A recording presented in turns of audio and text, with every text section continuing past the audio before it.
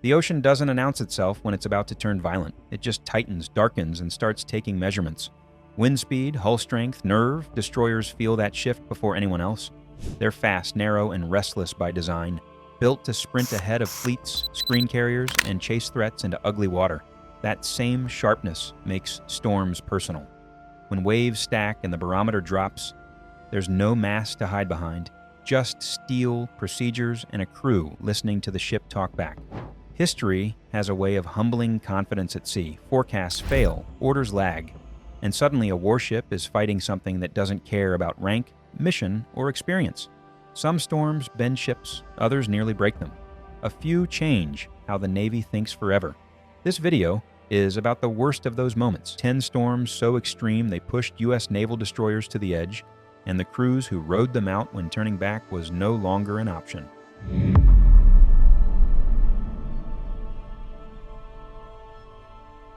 Hurricane Bonnie didn't arrive as a wartime crisis or a legendary typhoon. That's what made it dangerous. In August 1998, Bonnie pushed up the U.S. East Coast, threatening the dense cluster of naval assets based around Norfolk. This wasn't open ocean with room to maneuver. This was congestion, shallow water, traffic lanes, and hard deadlines. Several destroyers were ordered to sortie ahead of the storm, pushing out to sea to avoid being trapped pierside as winds intensified. On paper, it was routine.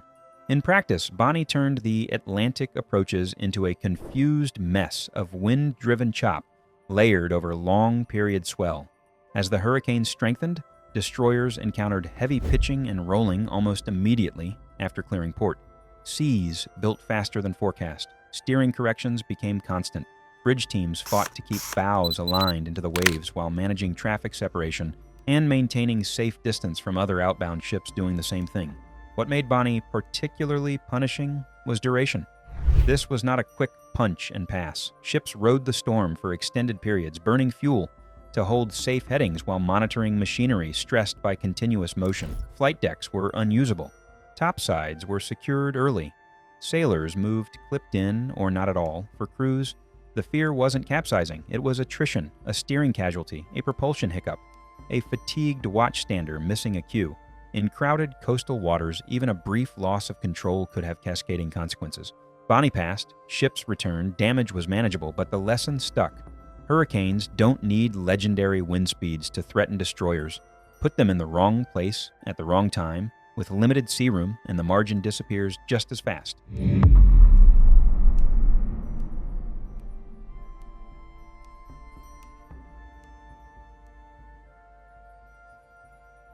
USS Noah wasn't supposed to fight a hurricane. In October 1968, she was in Jacksonville for boiler work, restricted, partially immobilized, the kind of condition where the safest plan is usually to stay put and trust the pier. Hurricane Gladys had other ideas. As the storm closed in, the crew faced a problem destroyers hate most. Limited options, running wasn't guaranteed, riding it out meant trusting moorings, watertight integrity, and the judgment of sailors who knew the ship would be tested while tied to land. Wind rose fast. Rain hammered sideways.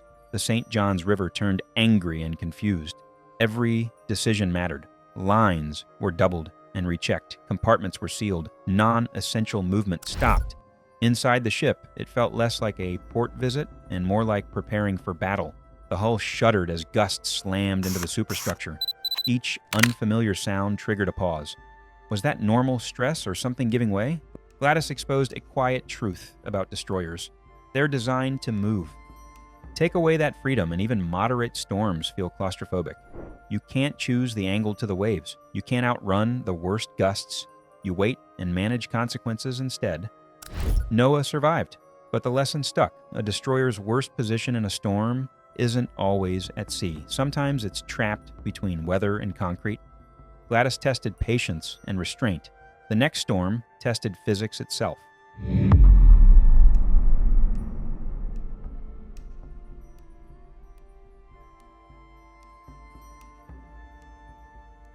Not all storms announce themselves with screaming winds. Some arrive as energy.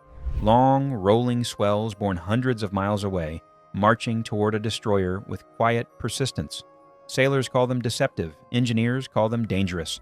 A killer swell doesn't slam the ship. It lifts it, drops it, then lifts it again, timing each motion until the roll starts to synchronize.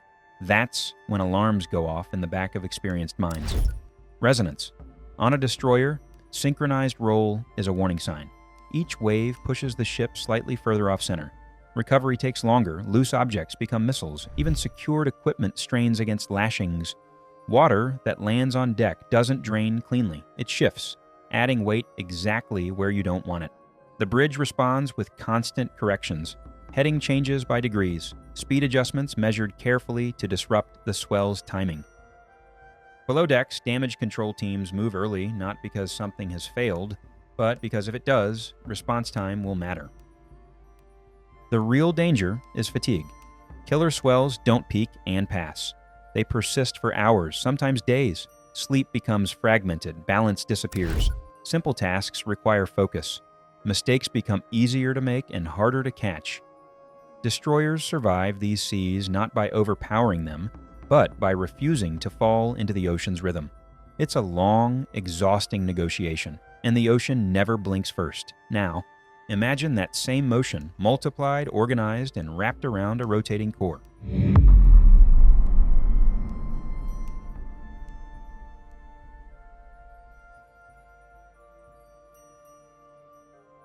In June 1945, the Pacific reminded the U.S. Navy how little steel matters when weather reaches full violence. A powerful typhoon tore through Third Fleet operations, battering everything in its path. The most famous casualty was the heavy cruiser Pittsburgh, which lost her entire bow. But destroyers were fighting their own private wars in the same seas. For them, this storm was about survival margins shrinking to nothing. Winds climbed past safe operating limits. Waves rose high enough to bury bows and flood forward decks. Destroyers rolled hard, long enough for crews to wonder if recovery would come at all. Fuel sloshed in tanks. Top weight worked against stability. Every design compromise felt suddenly personal. Bridge teams faced brutal choices: head into the seas and accept punishing slams that shook the hull and injured crew, turn away and risk rolling broadside into waves that could take stability in one bad sequence. There was no comfortable answer, only constant adjustment. Engineering spaces ran hot and tense. Propulsion had to stay online. Steering had to respond instantly. One failure could mean losing control long enough for the storm to decide the outcome. When the fleet regrouped, the damage told the story. Bent metal, lost equipment, shaken crews, and a quiet understanding that if a typhoon could tear the bow off a cruiser, a destroyer survived by inches, not by design. If you're into real sea stories where physics, judgment, and survival collide, subscribe. The next storms don't just damage ships, they change how the Navy thinks about weather forever.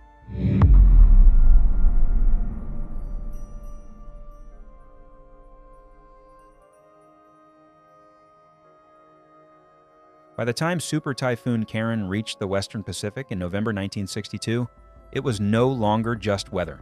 It was a moving boundary between what ships were designed to handle and what they were not. Karen struck Guam with winds estimated near 175 miles per hour, flattening infrastructure ashore and turning surrounding waters into chaos. For U.S. Navy ships in the region, including destroyers operating nearby, avoidance was no longer guaranteed. At sea, Karen's danger wasn't just wind, it was scale. The storm system was massive, with wave fields extending far beyond the visible core. Destroyers that thought they were clear still found themselves in confused seas, where swells arrived from multiple directions at once. That condition is a nightmare for narrow hulls. The ship no longer rolls predictably, it corkscrews. Crews reported violent pitching, radar clutter so dense it masked the horizon, and spray reaching bridge windows. Even when heading into the seas, maintaining steering, control became a constant fight. Too much speed meant slamming that could damage the bow and superstructure. Too little speed risked losing rudder authority altogether. Inside the ship, fatigue piled up fast. Watches stretched. Sleep came in minutes, not hours. Damage control teams stayed on edge, tracking minor leaks and monitoring stress points before they became emergencies. Karen didn't sink destroyers, but it forced them to endure conditions that felt barely survivable. The lesson was clear. Storm danger doesn't stop at the shoreline. Even when you dodge the eye, a storm like Karen can still reach out and test everything a destroyer depends on.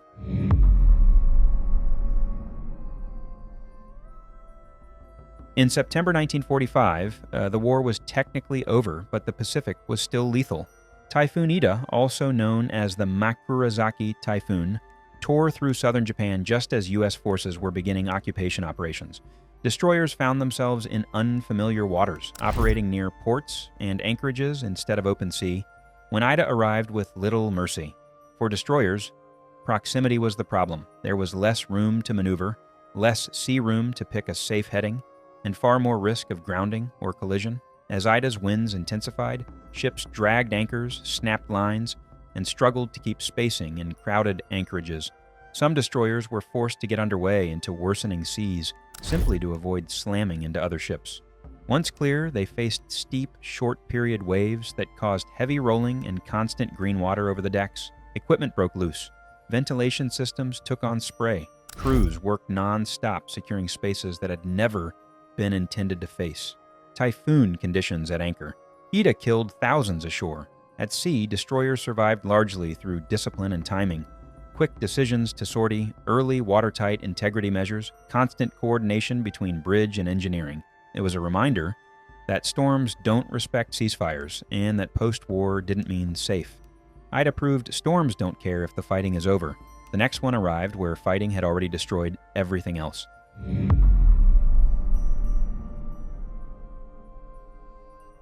Okinawa was already wrecked when Typhoon Louise arrived in October 1945. The island was packed with ships supporting occupation and logistics. Many were anchored.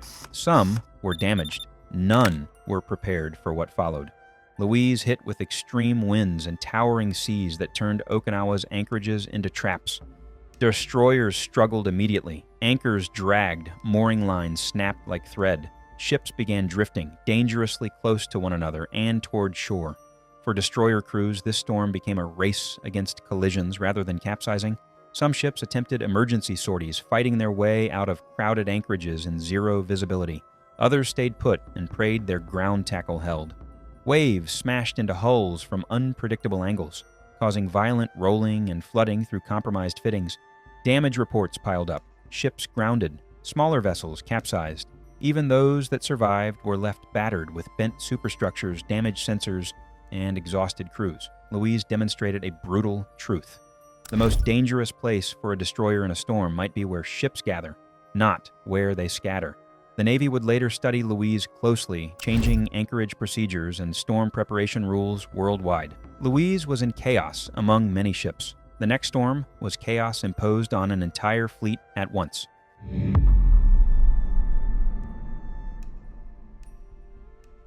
By 1944 and 1945, U.S. destroyers in the Pacific weren't just fighting Japan. They were fighting the calendar. Typhoon season returned every year, and fleets kept operating anyway, screening carriers, escorting logistics ships, refueling at sea under time pressure. That combination was deadly. Multiple typhoons battered destroyers across this period, often catching task forces mid-operation. Destroyers rolled violently during underway replenishment, forcing emergency breakaways. Fuel loads shifted stability margins. Top-heavy radar and weapon upgrades added weight where destroyers could least afford it. Crews, trippers learned to recognize danger signs quickly. Excessive roll angles, delayed riding motion. Water is entering through the ventilation intakes, but recognition didn't always mean escape. Orders had already been issued, courses already committed. These storms didn't always make headlines individually. What made them terrifying was repetition. One storm after another, repairs. Done at sea. Crews worn thin, equipment is slowly degrading. By late 1944, the Navy knew something had to change. Weather forecasting, routing authority, and storm avoidance procedures were about to be rewritten. That reckoning would arrive suddenly, violently, and at catastrophic cost, and it all leads to the storm that still haunts destroyer history.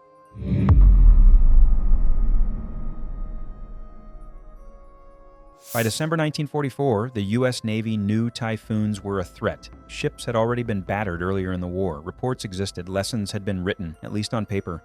What hadn't changed yet was how much confidence commanders still placed in incomplete forecasts and momentum. Third Fleet was operating east of the Philippines, refueling and maneuvering in heavy seas. Weather data was fragmented. Barometer readings didn't align. Storm reports conflicted. The fleet believed it was skirting a weak system. In reality, it was moving straight into a strengthening typhoon. Destroyers felt it first. Winds climbed steadily, then aggressively. Seas built faster than expected, stacking wave on wave. Destroyers began rolling past comfortable limits, forcing bridge teams to constantly adjust course and speed. Fuel states became a critical factor. Several destroyers were low on fuel after extended operations, raising their centers of gravity and reducing stability at the worst possible moment. Orders were delayed. Course changes came late. Some ships turned into the seas while others maneuvered differently, breaking cohesion. Destroyers struggled to maintain station. Replenishment operations were abandoned midstream. The fleet was no longer operating as a coordinated force. It was reacting. Below decks, engineers fought to keep propulsion steady as intakes took spray and machinery strained under violent motion. Damage control teams responded to flooding reports that came faster than they could be logged. Sailors were injured by falls thrown against bulkheads by sudden rolls. This storm wasn't yet the disaster history would remember, but it was the final warning, a moment where escape was still possible if decisions had come faster. Within hours, that window closed completely.